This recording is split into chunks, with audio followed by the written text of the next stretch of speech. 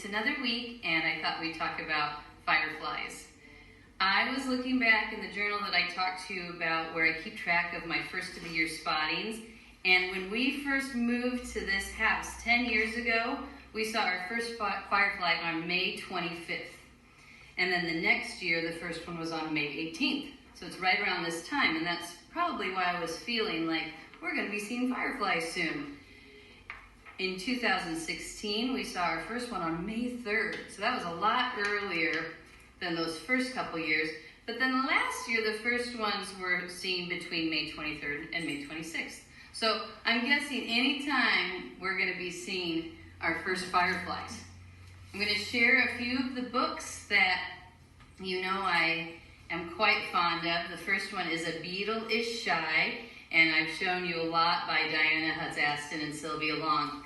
And this particular page on fireflies talks about how they are telegraphic. Fireflies communicate by bioluminescence. I mentioned that last week in our email. These glowing lights flash signals. It's used to attract mates, defend territory, and warn away predators.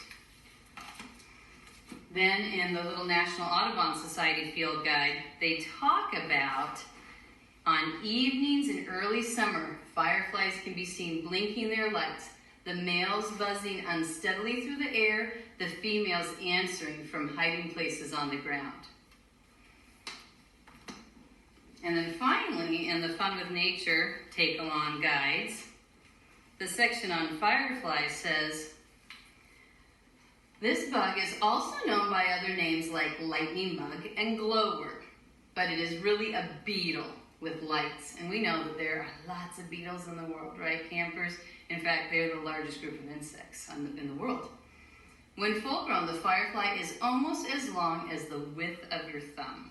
So they're not very big. And then I liked this part here, this final little entry. The firefly's enemies don't seem to be afraid of its light.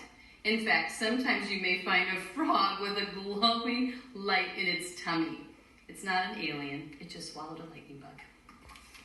And then last but not least, one of my all-time favorite books about lightning bugs, Leo the Lightning Bug.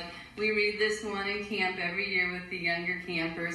And it's by Eric Drachman and illustrated by James Muscarelli. And I'm not going to read the whole thing. Just like always, I'm going to share a little section of it. Here's the first part. Leo was a lightning bug. He was a little lightning bug. In fact, he was the littlest lightning bug of all.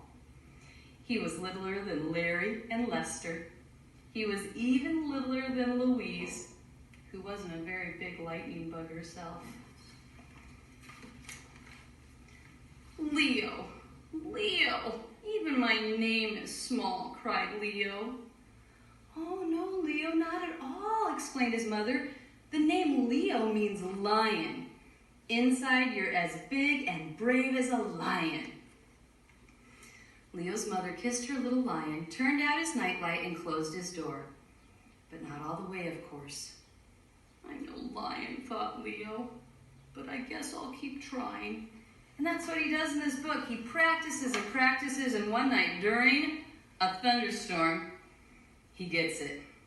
It was fantastic. Leo's first light lit up, his very own light, and then there was a bright flash in the sky and a big boom.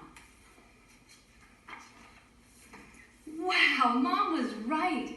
Inside, I am as big and brave as a lion. I could be king, king, king, king of the lightning bugs. And he danced a King of the Lightning Bugs dance. And finally, back home that night with his mother, Leo was glowing. She tucked him in. She smiled to herself and gave him a kiss.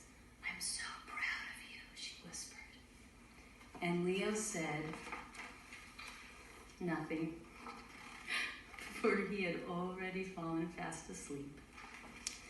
So pay attention to those first lightning bugs, glowworms, and fireflies this week. And let me know when you see your first one. I'll look forward to seeing you again very soon. Stay safe, stay healthy, and be smart. Bye.